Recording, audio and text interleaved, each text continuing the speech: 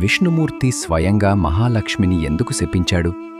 అదే శాపం తర్వాత కార్తవీర్యార్జునుడు వంటి మహావీరుడి వంశం ఎలా పుట్టిందో ఈరోజు తెలుసుకుందా. మహాలక్ష్మి ఒకసారి వైకుంఠంలో సూర్యదేవుని కుమారుడైన రేవంతుడు ఉచ్చైస్రవసుపై వచ్చి నిలిచిన దృశ్యాన్ని చూసిన ఆమె మంత్రముగ్ధురాలైపోయింది. ఆ దివ్య అశ్వాన్ని చూసిన ఆమె ప్రపంచమే మరిచిపోయింది. విష్ణుమూర్తి పలుమార్లు పిలిచినా ఆమెకు వినిపించలేదు. దాంతో కోపించిన హరి, గుర్రాలపై ఇంత మక్కువ ఉంటే భూమిపై గుర్రపు రూపంలో జీవించు అని శపించాడు.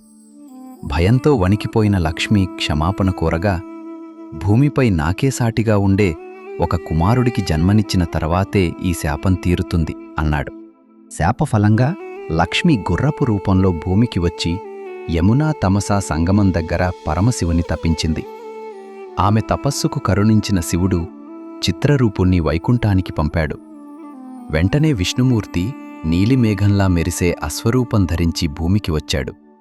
లక్ష్మి ఆయనను గుర్తించింది. వారి కలయికతో ఒక దివ్య శిశువు పుట్టాడు.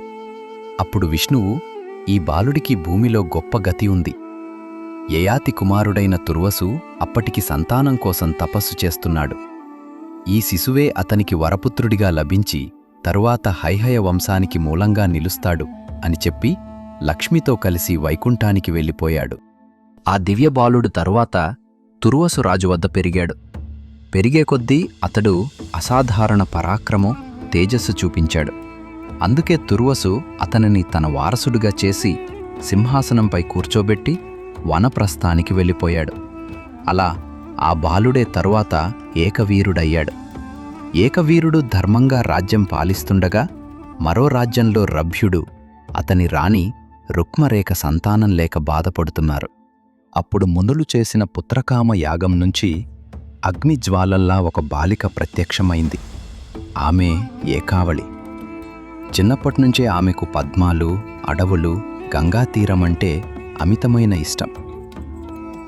అందుకే సకులతో సైనికులతో కలిసి ఆమె తరచూ గంగాతీరానికి వెళ్లేది.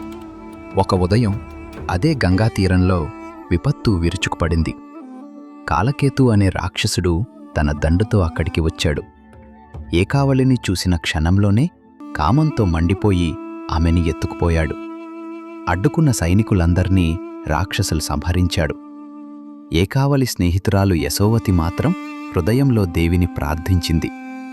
ఆ రాత్రి జగదంబ ఆమె కలలో ప్రత్యక్షమై, గంగాతీరానికి వెళ్ళు, అక్కడ నీకు ఏకవీరుడు కనిపిస్తాడు.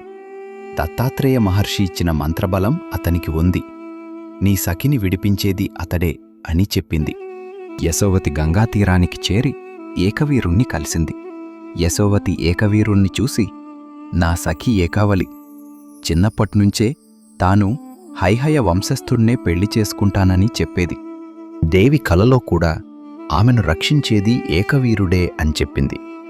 అందుకే నువ్వే ఆ హైహయ రాజువైతే నా సఖిని కాపాడు అని వేడుకుంది. అప్పుడు ఏకవీరుడు సైన్యంతో కలిసి కాలకేతు నగరంపై దండెత్తాడు. తర్వాత నెల రోజులు భీకర సమరం జరిగింది. ఒకవైపు రాక్షస సైన్యం, మరోవైపు ఏకవీరుడి పరాక్రమం. చివరికి ఏకవీరుడు ఒక దివ్య గదను విసిరి కాలకేతు తలను చిదిమేసి చంపాడు. రాక్షసులు భయంతో పారిపోయారు. యశోవతి వెళ్ళి, ఏకావళి, నిన్ను రక్షించడానికి హైహయ వంశరాజు వచ్చాడు అంది. ఏకావళి సాధారణ వస్త్రాలు వేసుకుని అలంకారం లేకుండా ఏకవీరుడు ముందుకు వచ్చింది. కాని ఏకవీరుడు ఆమె బట్టలుగాని అస్తవ్యస్త రూపంగాని చూడలేదు. ఆమెను మాత్రమే చూశాడు. ఏకావళి కూడా ఒక్క చూపుతోనే అతనిపై మనసు పారేసుకుంది. ఏకావళి తండ్రి రభ్యుడు ఆనందంతో కుమార్తెను కౌగిలించుకుని విధివిధానాలతో ఏకవీరుడికి ఇచ్చి పెళ్లి చేశాడు. కాలక్రమంలో ఏకావళికి ఒక కుమారుడు పుట్టాడు. అతడే కృతవీర్యుడు. కృతవీర్యుడి కుమారుడే విష్ణు అంశంతో పుట్టిన 1000 భుజాల అపార పరాక్రమశాలి కార్తవీర్యార్జునుడు. మీకు ఈ వీడియో నచ్చితే లైక్ చేయండి. ఇలాంటి పురాణ రహస్యాల కోసం సబ్స్క్రైబ్ చేయండి. ఓం శ్రీ మాత్రే నమః.